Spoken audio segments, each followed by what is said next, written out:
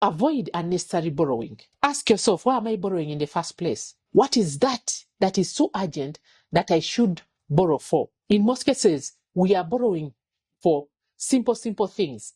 When you borrow for something that is able to actually give you that breathing space to even pay back that debt. And do not borrow more than what you can pay. If you assess yourself and you know that I cannot pay back this money, then don't borrow at all. Remember, a loan or a debt is not our enemy, but a bad loan habit, a bad debt habit is your enemy. Use a loan well and use it wisely. In most cases, we are borrowing for wrong reasons. We're even borrowing for pleasure nowadays.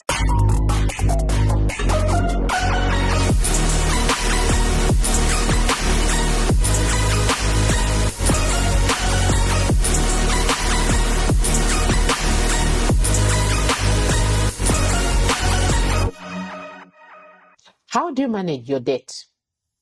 How do you control your debt? How do you work out your debts?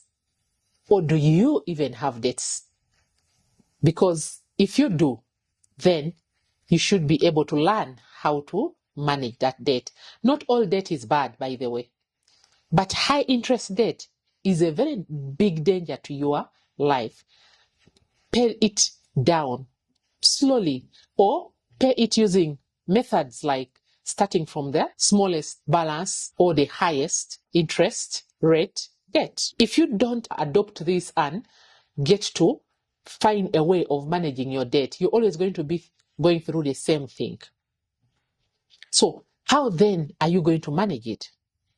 You've got to understand your debt. Time and again, we simply enter into debt and we don't even understand what kind of debt we've gotten into. So when you understand debt before entering into it, and even after entering into it, you're able to plan out and ensure that you are going to pay off that debt. Number 2, prioritize high interest debts. If you know that you've taken a debt or a loan that has high interest, make sure that you pay it up very fast, because it can easily affect you, especially if it is a high-end debt that takes where you have secured it with an asset or part of your property. It will definitely be taken away from you, because the bank or the debt collector will always want to recover back their money. So as a woman, ensure that you prioritize the high interest debts, or better still, just avoid debts. Just avoid borrowing, or avoid unnecessary borrowing. Ask yourself, why am I borrowing in the first place? What is that is so urgent that I should borrow for? In most cases, we are borrowing for simple things. When you borrow for something that is able to actually give you that breathing space to even pay back that debt. But we won't simply keep borrowing. Look deeper into the debt and the reasons as to why you are actually picking or borrowing that money. And make debt payoff strategies. If you finish to borrow this money, try your best to come up with a strategy. Sit down and look for a way that you're going to return this money, pay off this debt as fast as possible to avoid financial stress. It will even bring you a lot of other implications in your life. You start getting sick because you have a lot of debt hanging on your head. And do not borrow more than what you can pay. If you assess yourself and you know that I cannot pay back this money, then don't borrow at all. Don't borrow it. But if you know that I am able to pay this money, that means it is okay for you to borrow, because you will already have a source of income that is going to pay back that money. That alone is management of debt. And make it a point to save money regularly. When you save money regularly, you are able to actually manage some of these emergencies, or even what you would be thinking of borrowing for. Because when you save money regularly, it is going to be for emergencies, so that you do not always have those borrow ups that you're supposed to, that you think you want to go for. Remember, a loan or a debt is not our enemy, but a bad loan habit, a bad debt habit is your enemy. Use a loan well and use it wisely.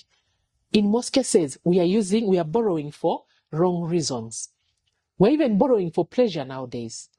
And yet, if you borrow to actually multiply yourself, if you borrow to invest, there are people who have borrowed for investment and they use the investment to pay back the loan. And they have actually grown and they have become financially independent simply because they had strategies. They knew why they are borrowing their money in the first place. And they picked that money and they put it into the use that they had borrowed it for, and it was able to actually work for them, and it can work for you. Several women have always gone out and borrowed. I have borrowed myself. I have borrowed, and it has grown me, and it has given me financial freedom. It has kept me away from financial stress. But it is only beautiful to borrow it when you have the right reasons. I have seen people who have borrowed, have built houses, have set up properties for a good cause. You can't be that person. If today you're just borrowing for the sake of borrowing, or you're borrowing for pleasure, stop it. But if you're borrowing for your growth, for investments, for multiplicity, then you will actually live a happy life, a financial free life, a financial stress-free life, and you will be the happiest person on earth. What do you want to be? Like I said, I was there and I stopped doing that, and now I borrow for a purpose. I used to borrow for pleasure. Now I borrow for purpose. And it has grown me.